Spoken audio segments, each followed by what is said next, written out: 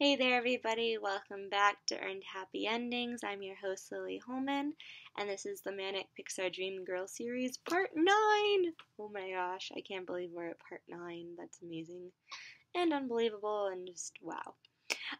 We are talking this week about Partly Cloudy from 2009, one of my favorites. And I was so excited because yesterday, BuzzFeed, of all places, released a list of Pixar shorts to brighten your day, and Partly Cloudy was number 1. And I was like, yeah, this guy and I can hang out. This is awesome. So we have the internet's blessing. And now let's get all academic and analysis-y about it. That's a technical term, actually. Look it up. Someday it'll be used around the world. You heard it first. Anyways, let's talk about Partly Cloudy.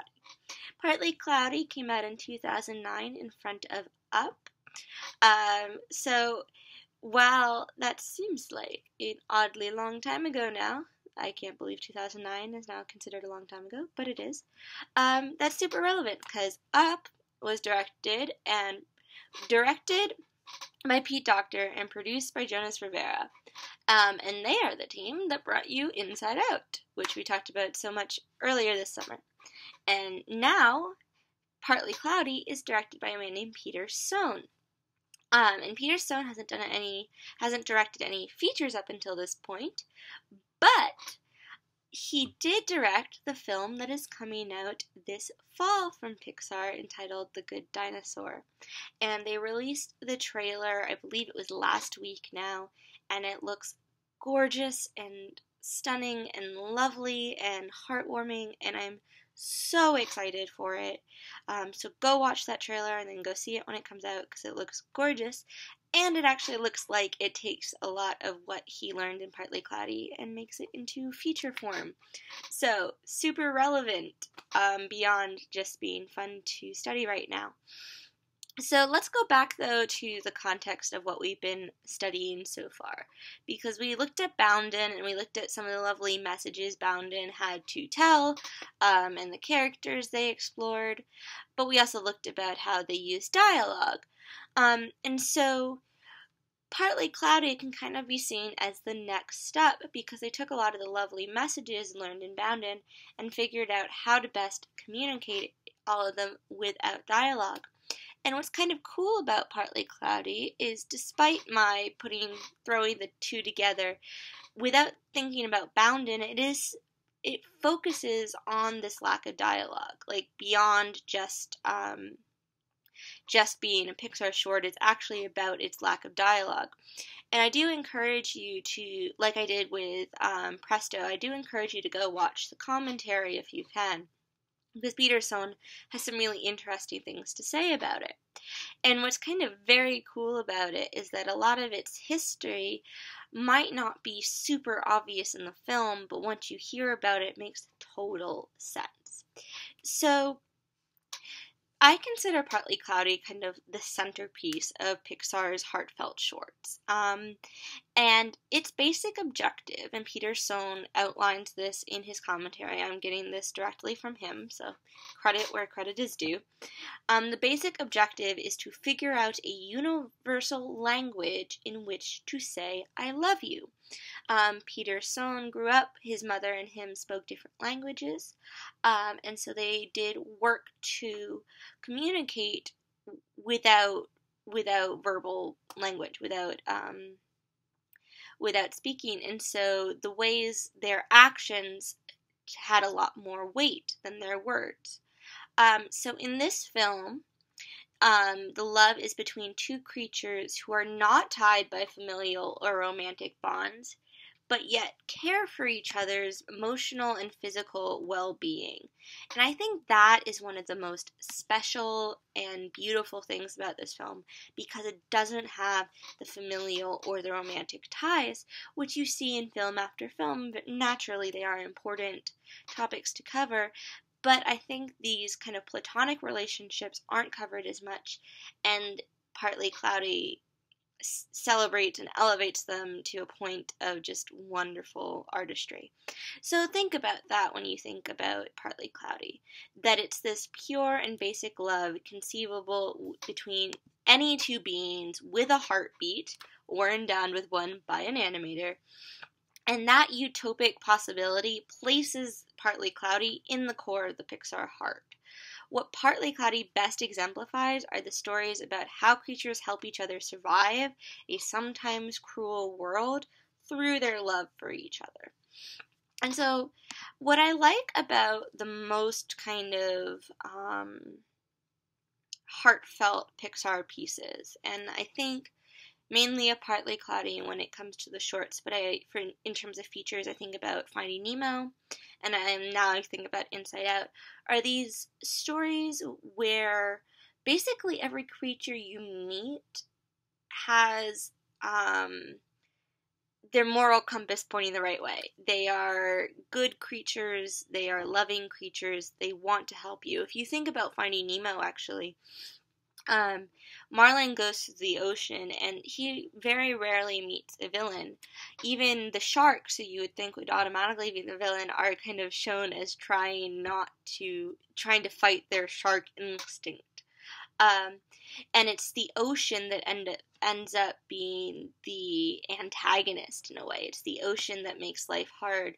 And so I always found that to be a really beautiful metaphor, that life can be hard, but most of the people and creatures you meet will actually be rooting for you and wanting to help. Similarly, in Inside Out, if you notice there's no villain in Inside Out, it's all about life and its changes and natural things getting in the way and how we can best help each other. So, it's a really, it's the thing I love most about Pixar films is this kind of approach to life without villains and with kind of love for everything and everyone. That's, I think, the central tenet to what makes them so beautiful. But let's go back to Partly Cloudy specifically. I'm going to finish giving you a general introduction to the film because I think it covers some really big picture ideas. And then next video we'll start going through act by act like I've done for previous films.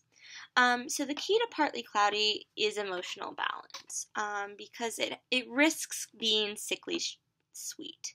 The world it takes place in is adorable. It has a proliferation of pastel colors and baby animals. But what makes Partly Cloudy remain relevant to the adult world are the steps the filmmakers take to avoid being overly sentimental while maintaining an optimistic tone. Since the big driving force behind earned happy endings. Let's fight the cynicism with academically justified optimism. Woo. That would be the most complex superhero in the entire world.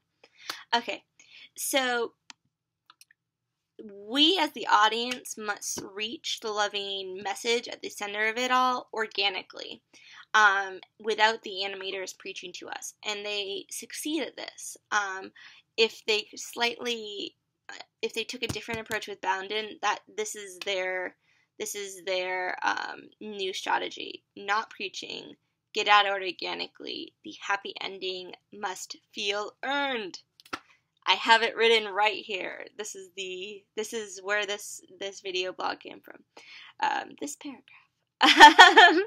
So, A Sickly Sweet World has the potential to be dismissed, like I said, by the audience as falsely optimistic and naive, and any positive outcome out of it would seem automatic and emotionally unreal.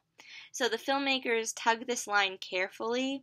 While there are no villains in Partly Cloudy, like I said, there are miscommunications and unfortunate job requirements, which will become clearer very soon.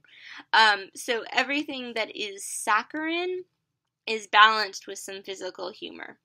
And this covers the film's bases in both story content and tone, and the resulting film allows us to indulge in the cuddlier side of our personalities without feeling pandered to. So, just before we move on to the act-by-act breakdown, let's talk a little bit about the tech. because at this point in their history, Pixar is at the top of their field in technology, and the technical advancements purely serve the story. So we're not back in our SIGGRAPH days where they're proving to the world they can do it. They've proved that. Now they can focus on serving the story, even though, to their credit, that's what they were attempting to do from the very beginning. Like I said, there's no struggle to work with a field in its infancy or too much pressure to show what the form can do. So it comes to serve the emotional arc of the film. And so Partly Cloudy was actually only the second Pixar short film to be released in 3D and the first to accompany a Pixar feature. So this comes after the Disney-Pixar merger. Therefore, the first Pixar short film to be released in 3D actually became before a Disney film, Bolt, in 2009, and that was Tokyo Mater. So everything before this point had been released in 2D, even if it was conceived in 3D. And so now we can feel, but the advantage of 3D is that now we can feel like we are moving with the camera as it explores, as opposed to simply watching it move on a flat surface.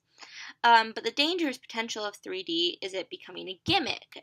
We've all seen the films where things just like pop out at us, and we don't want that. We want it to be a new expressive tool for an art form. So not anti-3D, but pro using 3D well. So there is already the trope, like I said, of things launching out to get us to flinch, but that doesn't happen in Partly Cloudy. There's no discomfort based off of things flying at us. Instead, we fly with things. That is how it takes advantage of the 3D. The audience is transported through the horizon with the camera as the world and the storks are introduced to them.